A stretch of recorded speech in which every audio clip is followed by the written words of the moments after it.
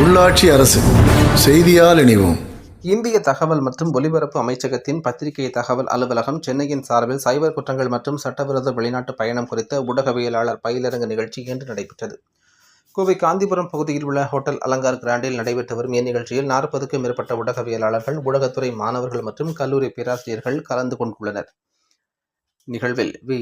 Palaniswami, IAS DGI C. South zone அவர்கள் பொய்யான செய்திகள் பரப்பப்படுவதை தடுப்பதில் ஊடகத்தின் பங்கு குறித்தும், சரியான செய்திகளை மக்களிடம் கொண்டு செல்லும் ஊடகத்தின் பொறுப்புணர்வு குறித்தும் எடுத்துரைத்தார். இந்நிகழ்வில் முதல் அமர்வில் ராஜ்குமார், IFS புரொடக்டர் ஆஃப் எமிக்ரன்ட்ஸ் அவர்கள் சட்டவிரோதமாக வெளிநாடு செல்வதில் ஏற்படும் பிரச்சனைகள் குறித்தும், முறையான வகையில் வெளிநாட்டுக்கு பயணம் செய்யும் வழிமுறைகள் குறித்தும் விளக்கினார். இதனைத் தொடர்ந்து கோவை மாநகர காவல்துறையின் சைபர் குற்றப்பிரிவு காவல் அதிகாரிகள் மற்றும் ஸ்டார்ட் அப் தமிழ்நாடு நிறுவனத்தின் அதிகாரிகள் பயிலரங்குகளை முன்னெடுத்தனர். இந்நிகழ்வினை P. அருண்குமார், JD, PIP அவர்கள் மற்றும் பத்திரிகை தகவல் அலுவலக பணியாளர்கள் ஒருங்கிணைத்தனர். இப்பயிலரங்கில் ஊடகவியலாளர்கள் பலர் பல்வேறு சந்தேகங்களை துறை வல்லுநர்களிடம் கேட்டறிந்து தெளிவு பெற்றனர். எல்லாருக்கும் வணக்கம். PIP பிரஸ் இன்ஃபர்மேஷன் பியூரோ பத்திரிகை தகவல் அலுவலகம் சென்னை ரீஜனில் இருந்து இந்த ஒர்க் ஷாப் நம்ம கண்டக்ட் பண்ணுறோம். பயிலரங்கம் இது ஊடகவியலாளருக்கு நடத்தக்கூடிய இந்த பயிலரங்கம் என்ன இதுன்னா, ஒரு அவேர்னஸ் கிரியேட் பண்ணணும் அப்படிங்கிறதுக்காக தான். இப்போ நாங்கள் அதாவது சென்ட்ரல் கவர்மெண்ட்லேருந்து நம்ம டிபார்ட்மெண்ட் மூலமாக ஒவ்வொரு ஸ்டேட்டில் இருக்கக்கூடிய PIPலேருந்து பத்திரிகை தகவல் அலுவலகத்திலிருந்து ஒரு வருஷத்துக்கு இந்த மாதிரி நம்ம ஒர்க் ஷாப் கண்டக்ட் பண்ணணும் அப்படிங்கிற ஒரு விதிமுறைகள் உண்டு. அதன் பிரகாரம் நம்ம இங்கே இந்த ஓட்டம் இன்றைக்கி இங்கே கோயம்புத்தூரில் பண்ணியிருக்கோம். இங்கே முக்கியமாக ஃபஸ்ட்டு டாபிக் நம்ம அட்டென்ட் பண்ணிட்டோம். Protect of emigration Shri Rajkumar பேசினார். ஏன்னா அவர் சொன்னதில் ஃபஸ்ட்டே நம்ம பார்த்தோம், ஏன் நம்ம இந்த ஒரு சப்ஜெக்ட் பேசல சொன்னார். இமிக்ரேஷனும் டிஃப்ரென்ஸ் நிறைய பேருக்கு தெரியறதில்ல அப்படிங்கிறது 100க்கு 100 உண்மை தான். ஏன்னா அந்த பிரச்சனையினால தான் நம்ம நிறைய பேருக்கு விவரம் தெரியாமல் நம்ம இங்கே போய் மாட்டிக்கிறோம் அப்படிங்கிறது.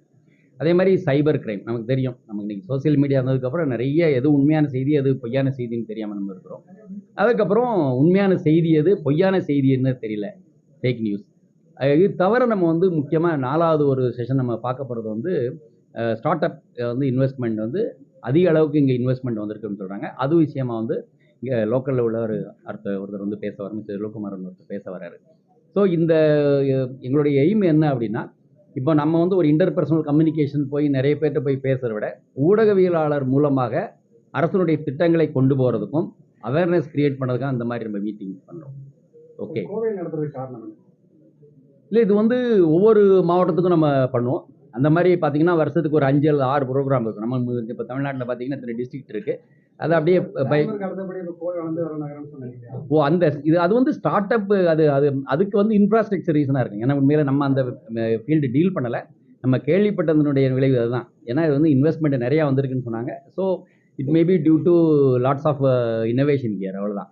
அதனால் ஒரு புதிய ஹப்பாக உருவாயிருக்கு. அதனால இன்வெஸ்ட்மெண்ட் நிறையா வந்திருக்கு அப்படின்னு சொன்னாங்க. அதனால நம்ம அதுக்கு ஸ்பெஷலாக ஒரு செஷன் வச்சுருக்கோம். Okay, thank you. அனைவருக்கும் வணக்கம். என் பெயர் ராஜ்குமார், குடிபெயர்வோர் பாதுகாவலர், தமிழ்நாடு மற்றும் புதுச்சேரி. வெளிநாட்டு வேலைக்கு யாராவது வெளிநாட்டு வேலைக்கு அனுப்பணும் அப்படின்னா, இந்தியர்கள் அனுப்பணும் அப்படின்னா, இந்திய வெளிவிவகாரத்துறை அமைச்சகத்தால் அங்கீகரிக்கப்பட்ட முகவர்கள் மட்டும்தான் வெளிநாட்டு வேலைக்கு அனுப்பலாம். இந்திய வெளிவிவகாரத்துறை அமைச்சகத்தால் அங்கீகரிக்கப்படாதவங்க யாராவது இந்த மாதிரி வெளிநாட்டு வேலைக்கு அனுப்புறாங்கன்னா அவங்கள நம்ம போலி முகவர்கள் அப்படின்னு சொல்லுவோம்.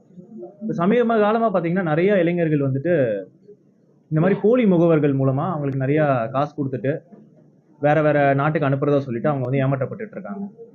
இதற்கான இவங்களுக்கு அகெயின்ஸ்டா நம்ம நிறைய நடவடிக்கையும் நம்ம எடுத்துட்டு இருக்கோம். இப்போ வெளிநாட்டு வேலைக்கு யாராவது போகணும் அப்படின்னா emigrate.gov.in அப்படிங்கிற வலைத்தளத்தை அவங்க பார்க்கலாம். அதுல யார் யார் licensed agent, ministry of external அஃபேர்ஸால அங்கீகரிக்கப்பட்ட முகவர்கள் யாரு அப்படிங்கிற லிஸ்ட் அதுல இருக்கும். அவங்க மூலமா மட்டும் போனாங்கன்னா அவங்களோட பாதுகாப்பு, வெளிநாட்டு வேலைக்கு போகிறதுக்கான பாதுகாப்பு பூர்த்தி செய்யப்படும்.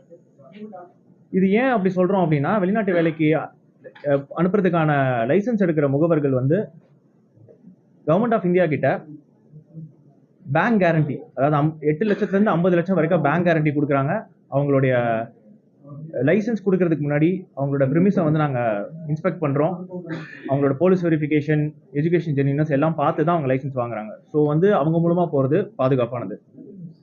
இந்த மாதிரி இல்லீகலாக போகிறவங்களுக்கு, இல்லீகல் ஏஜென்ட்ஸ் மேலே ஒரு கடந்த மாதங்களில் வந்து நிறைய ஆக்ஷன் எடுத்திருக்கோம். ஒரு 7-9 வழக்குகள் பதிவு செய்யப்பட்டிருக்கு. 5 பேருக்கு மேலே அரசு செய்யப்பட்டிருக்காங்க.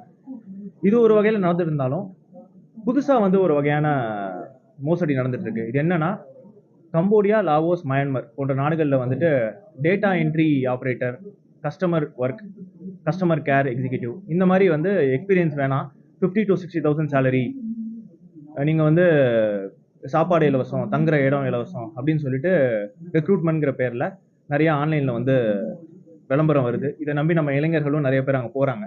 போனதுக்கு அப்புறம் தான் தெரியுது அது வந்து சாதாரண வேலை இல்லை.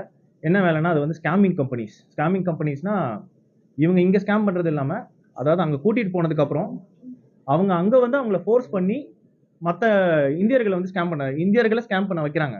அங்கே போனதுக்கப்புறம் அவங்கள வந்து ஃபோர்ஸ் பண்ணி they are made to scam. அங்கே இருக்கிறது வந்து ஸ்கேமிங் கம்பெனினா எப்படின்னா, ஒரு பல அடுக்கு மாடி கட்டடத்தில் அவங்க வந்து ஸ்கேமிங் பண்ணுறதுக்குன்னு இயங்குற கம்பெனிகள்.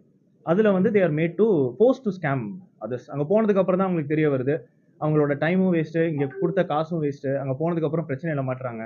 அங்கே ஒழுங்காக அவங்க ஸ்கேம் பண்ணுறதை வந்து ரெஃப்யூஸ் பண்ணாங்கன்னா தே ஆர் நிறைய mental torture, physical torture, electric shock கொடுக்கறது, இந்த மாதிரி தாக்குதல்களுக்கும் அங்கே ஆளாகிறாங்க.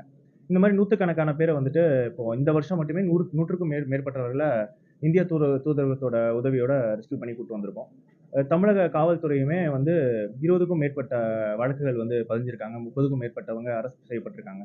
பட் ஒரு பக்கம் நடவடிக்கை எடுத்தாலும் இன்னொரு பக்கம் வந்து இதற்கான விழிப்புணர்வு வந்து ரொம்ப முக்கியம். இது இருந்தால் தான் வந்து போகிறத வந்து பிரச்சனை வர்றதுக்கு முன்னாடி அதை தடுக்கிறது வந்து மிக முக்கியம். ஸோ வந்து போகிறதுக்கு முன்னாடி இந்த பிரச்சனையை வந்து அவங்க சால்வ் பண்ணிக்கலாம். இதுக்கான ஒரு ஒரு அவேர்னஸ் ப்ரோக்ராம், இது வந்து கிராமப்புறம் வரைக்கும் எடுத்து போகிறதுக்கான ஒரு அவேர்னஸ் ப்ரோக்ராமும் இந்த மாத கடைசியில் நாங்கள் தொடங்க இருக்கோம். இந்த ஒரு பக்கம் வந்து நம்ம என்ஃபோர்ஸ்மெண்ட் பண்ணாலும் ஒரு பக்கம் awareness is also very important. So வெளிநாட்டுக்கு யாராவது போகணுன்னா லைசன்ஸ் ஏஜென்ட் மூலமாக மட்டும் போங்க. ஒர்க் வீசா, வேலை வீசாவில் மட்டும் போங்க. டூரிஸ்ட் வீசாவில் போகலாங்கிறது நம்பி ஏமாந்துடாதீங்க. இந்த 2 விஷயம் பண்ணிவிட்டு நான் சொல்கிறேன், அந்த emigrate.gov.in அந்த வெப்சைட்டை பார்த்துட்டு அதில் என்னென்ன போட்டிருக்கேன் அந்த அட்வைசரியை பார்த்துட்டு போனாலே சேஃபாக போயிட்டு வரலாம். நன்றி.